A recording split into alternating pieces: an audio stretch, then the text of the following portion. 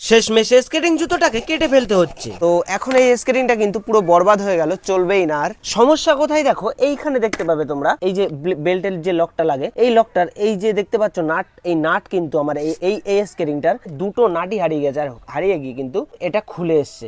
দেখতে পাচ্ছ এই যে নাট বোল্টটা আছে, কিন্তু যে নাটটা ছিল সেটা কিন্তু খুলে কোথায় পড়ে গেছে। তোমরা যারা স্কেটিং করো সবাই জানো যে ওপরের এই বেল্টের এই লকটা না থাকলে কিন্তু স্কেটিং করা একেবারে অসম্ভব হয়ে যায়। যেহেতু এই লকটাই কিন্তু ওপরে আমাদের পাটা আটকে রেখে দেয়, এই লকটা লাগালেই পা আটকে রেখে দেয়, কিন্তু এই লকের যে সিস্টেমটা সেটাই পুরো নষ্ট হয়ে গেল। এটা খুলে আসলো মানে এই লকটার আর কোনো কাজ নেই। তো এখন এই স্কেটিংটা কিন্তু পুরো বরবাদ হয়ে গেল, চলবেই না আর, মানে এক কথায় চালাতে পারবো না, যেহেতু এর ওপরের লকটা না থাকলে তো আমি আর চালাতে পারছি না। এটা নিয়েই ভাবছিলাম কি করা যায়, তখনই মনে পড়লো তাই তো আমার তো পুরনো স্কেটিং জুতো আছে, সঙ্গে সঙ্গে স্কেটিং এর পেটি সহ বার করলাম। এই হচ্ছে আমাদের পেটি, দেখা যাক। এই দেখো আমাদের কিন্তু পুরনো একটা স্কেটিং আছে, আর এটারও নাট আছে, আর এই নাট খুলে কিন্তু আমরা লাগাতে পারবো।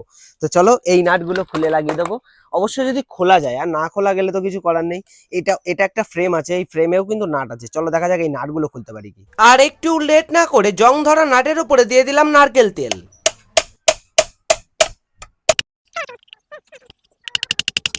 এত পরিমাণে জাম হয়েছে যে এটা খোলা আমাদের অসম্ভব হয়ে যাচ্ছে আমাদের কাছে। অনেক বেশি চেষ্টা করেছি, এটা খুলতে পারছি না, হাতুড়ি মাতুড়ি দিয়ে বহুত কিছু চেষ্টা করেছি। তো লাস্ট এখন এই ফ্রেমটা কেটে বার করা ছাড়া আর কোনো উপায় পাচ্ছি না। ঠিক আছে, তো চলো ফ্রেমটাই কেটে বার করে দিই, কেন এটা আমাদের পুরনো স্কেটিং জুতো। এটা যদি চলেও যায় তাও আফসোস হবে না, কিন্তু নতুনটা যদি না চালাতে পারি অনেক বেশি আফসোস হবে।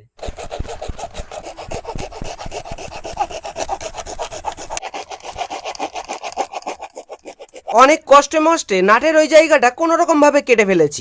শেষমেশ আমরা কেটে কুটে যেভাবে হোক নাটটা বার করেছি। তারপর আমাদের নতুন স্কেটিং জুতোতে নাটটা সুন্দর করে লাগিয়ে ভালোভাবে টাইট দেওয়ার চেষ্টা করি। সত্যি কথা বলতে পুরনো স্কেটিং জুতোটা কেটে ফেলেছি, কষ্ট তো হচ্ছেই, তবে একদিক দিয়ে ভালোও লাগছে যে আমাদের নতুন স্কেটিং জুতোটা পুরোপুরি ঠিক হয়ে গেল। ভাবলাম সেই যখন স্কেটিং জুতো ঠিক করছি তাহলে বিয়ারিং গুলো পরিষ্কার করে নিই। বিয়ারিং এর উপরে পেট্রোল দিতেই বিয়ারিং এর ভেতরে থাকা সব নোংরা গুলো আস্তে আস্তে বেরিয়ে আসে। সত্যি বলতে যখন আমি এটা একটু হালকা নাড়াচাড়া দিই, বিয়ারিং এর নোংরা গুলো ভালোভাবে ক্লিন হয়ে যায়। তবে পেট্রোলের কালার দেখো পুরো কালো কুচকুচে হয়ে গেছে। এবারে হয়তো আমার নতুন স্কেটিংটা চালিয়ে একটু শান্তি পাবো। কমেন্টে জানাতে ভুলো না আমার মতন তোমাদেরও কি কোনোদিনও স্কেটিং এর নাট হারিয়ে গেছে। আমার জায়গায় তোমরা থাকলে কি তোমাদের পুরনো স্কেটিং জুতো কেটে নাট বার করতে?